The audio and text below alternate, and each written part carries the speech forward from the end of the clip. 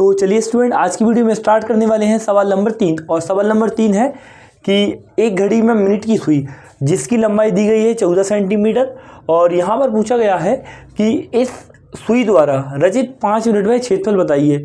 तो चलिए इसके लिए सबसे पहले घड़ी का यहाँ पर डायग्राम बना लेते हैं। तो चलिए स्टूडेंट, यहाँ पर अब घड़ी बना ली है, तो चलिए देखिए सवाल की समझते हैं। यहाँ पर दी गई है सबसे पहले घड़ी की मिनट की सुई की लंबाई। तो देखिए यहाँ पर जो घड़ी की मिनट की सुई की लंबाई है ये 14 जो सेंटीमीटर है, तो ये अपनी वृत्त की त्रिज्या होगी। देखिए क्योंकि यहाँ पर जो वृत्त है तो वृत्त के रूप में घड़ी दी गई है, तो यहाँ पर घड़ी क्या होगी, केंद्र से लेकर परिधि तक की दूरी त्रिज्या होती है ना। तो देखिए ये जो घड़ी की जो लंबाई है वो अपनी त्रिज्या होगी। तो चलिए यहाँ से सवाल में डालेंगे हल, और यहाँ पर लिखना हो जाएंगे स्टार्ट। यहाँ लिखेंगे घड़ी की सुई की लंबाई, घड़ी की सुई की लंबाई, घड़ी की सुई की लंबाई। यहाँ लिखेंगे आर बराबर 14 सेंटीमीटर। देखिए यहाँ पर लिख लिया है घड़ी की सुई की लंबाई आर बराबर 14 सेंटीमीटर। अब देखिए यहाँ पर पूछा गया है, देखिए यहाँ पर पूछा गया है कि घड़ी की सुई द्वारा 5 मिनट में रचित क्षेत्रफल। तो देखिए 5 मिनट में ये जो देखिए घड़ी का ये वाला कांटा मिनट का है, और जब ये घूमेगा 5 मिनट में तो घड़ी का जो कांटा है वो यहाँ पर आ जाएगा। ठीक है, 5 मिनट में। तो देखिए घड़ी का कांटा है यहाँ पर आएगा। देखिए अब यहाँ पर अपन के लिए ये बताना है घड़ी का जो कांटा है वो 5 मिनट में मतलब 12 से लेकर यहाँ पर 1 में आएगा, तो यहाँ पर कितना क्षेत्रफल बनाएगा इस वाला एरिया।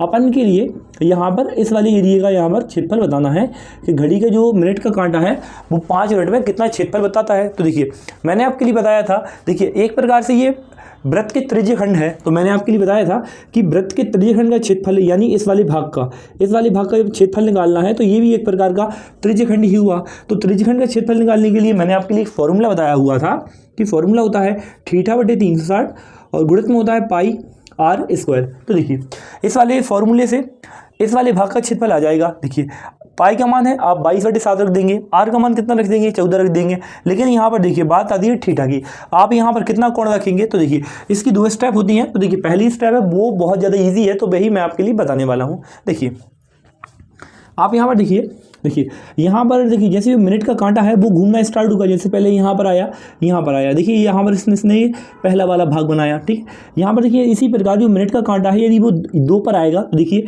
यहाँ पर एक और भाग बनाएगा, और मिनट का कांटा यहाँ पर घूम के आएगा तो देखिए एक और भाग बनेगा, है ना। और मिनट का कांटा है वो यहाँ पर घूम के आएगा तो यहाँ पर एक और भाग बनेगा, 5 पर आएगा तो एक और भाग बनेगा, फिर यहाँ पर एक और भाग बनेगा, फिर 7 पे आएगा एक और भाग बनेगा, फिर यहाँ पर आएगा तो एक और भाग बनेगा, फिर यहाँ पर आएगा तो एक और भाग बनेगा, फिर यहाँ पर आएगा तो एक और भाग बनेगा, और फिर यहाँ पर आएगा तो एक और भाग बनेगा। ठीक है, यहाँ पर अपन यदि बोल सकते हैं कि जो घड़ी का कांटा है, देखिए सबसे पहले यहाँ पर आया तो यहाँ पर पहला वाला भाग, ये दूसरा वाला भाग, ये तीसरा भाग, ये चौथा भाग, 5वां 6वां 7वां 8वां 9वां 10वां 11वां और 12वां। देखिए अपन के लिए पता है कि देखिए यहाँ पर 12 अलग अलग यहाँ पर खंड बनेंगे, 12 प्रकार के यहाँ पर खंड बनेंगे। आप देख सकते हैं, देखिए ये पहला वाला खंड बन गया है। ठीक है, यहाँ पर देखिए यहाँ पर ये दूसरा वाला खंड बन गया है इस प्रकार से। ठीक है, ये देखिए तीसरा वाला खंड बन गया है। ठीक है, देखिए यहाँ पर ये चौथा वाला खंड हो गया, और इसी प्रकार से ये 12 खंड है मैंने आपके लिए बताए। देखिए मैं आपके लिए ये बताना चाह रहा हूँ कि सिर्फ देखिए यहाँ पर देखिए यदि इस टोटल कोण की बात करी जाए, यदि इस टोटल कोण की बात करी जाए तो टोटल कोण आपके लिए पता है कि वृत्त का जो टोटल कोण होता है वो होता है 360 डिग्री, है ना। देखिए यहाँ पर साइड में देखिए टोटल कोण कितना होगा 360 डिग्री होगा, है ना। और यहाँ पर कितने भाग हैं आपके लिए पता चल गया होगा, 12 भाग हैं, है ना। और यदि अपन 12 का भाग दे देंगे 360 में, यदि अपन 12 का भाग दे देंगे तो क्या आ जाएगा, अपन ऐसा बोल सकते हैं कि इस वाले भाग का क्षेत्रफल आ जाएगा ना, है ना। तो देखिए 12 का यदि अपन भाग देंगे तो 12 का 12 दूनी 24 और 12 3 36 आ गया, और 0 का 0 30 डिग्री। अपन बोल सकते हैं कि जो 12 अलग अलग यहाँ पर भाग कट रहे हैं, सबका जो कोण होगा वो 30 डिग्री होगा। और जब 30 डिग्री होगा तो इसके हिस्से में भी कितना आएगा, 30 डिग्री आएगा। तो अपन बोल सकते हैं, देखिए बोल सकते हैं कि थीटा का जो मान है वो कितना हो जाएगा, 30 हो जाएगा, और आर का मान दिया गया है। ऐसे यहाँ पर 5 मिनट द्वारा रचित क्षेत्रफल आ जाएगा। तो चलिए सवाल को करते हैं स्टार्ट, और घड़ी के चित्र को एक बार और फिर से चित्र बना लेते हैं। तो चलिए इसमें यहाँ लिख लिया है कि मिनट सुई द्वारा 5 मिनट में बनाया गया कोण, और मैंने अभी आपके लिए बताया है कि 5 मिनट में यहाँ पर कितना कोण आ जाएगा, 30 डिग्री आ जाएगा। तो थीटा बराबर यहाँ लिख लेंगे 30 डिग्री। ठीक है, और देखिए अब यहाँ पर 5 मिनट में क्षेत्रफल पूछा गया है, तो चलिए यहाँ पर अब लिखेंगे कि मिनट सुई द्वारा यहाँ लिखेंगे मिनट सुई द्वारा रचित 5 मिनट में क्षेत्रफल। 5 मिनट में, मिनट सुई द्वारा रचित 5 मिनट में क्षेत्रफल। और बराबर लिखेंगे फॉर्मूला थीटा बटे 360 और गुणित में लिखेंगे पाई आर स्क्वायर। ठीक है, अब यहाँ पर फॉर्मूला में यहाँ पर मान रखेंगे तो थीटा का मान कितना है 30, तो यहाँ लिखेंगे 30 और बटे में कितना आएगा 360 और गुणित में पाई। देखिए पाई का मान कितना रख सकते हैं 22 बटे यहाँ पर 7 रख सकते हैं, तो पाई का मान रखेंगे 22 बटे 7। आर का मान लिख सकते हैं 14 है, तो यहाँ लिख सकते हैं 14 गुणित 14। यहाँ पर देखिए 0 से 0 कटेगा, 3 से कटेगा 3 एकम 3, 3 दूनी 6, 7 एकम 7 और 7 से कटेगा 2 बार, है ना।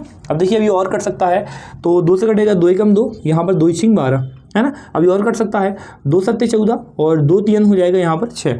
अब और कट सकता है क्या, बिल्कुल नहीं कट सकता है ना। यहाँ पर ये पाई की वैल्यू थी जो देखिए यहाँ पर 22 है और गुणित में यहाँ पर कितना है 7 और बटे में क्या बचा है, बटे में यहाँ पर बचा हुआ है 3, तो यहाँ पर गुणा हो जाएगा 7 दूनी 14 की 4, हंसलाई 1, 7 दूनी 14 और 1 15 और बटे में कितना है 3। देखिए यहाँ पर जो 5 मिनट में है तो घड़ी द्वारा रचित 5 मिनट में क्षेत्रफल है ना, तो घड़ी में 5 मिनट द्वारा रचित क्षेत्रफल है कितना आ जाएगा 154/3 सेंटीमीटर स्क्वायर।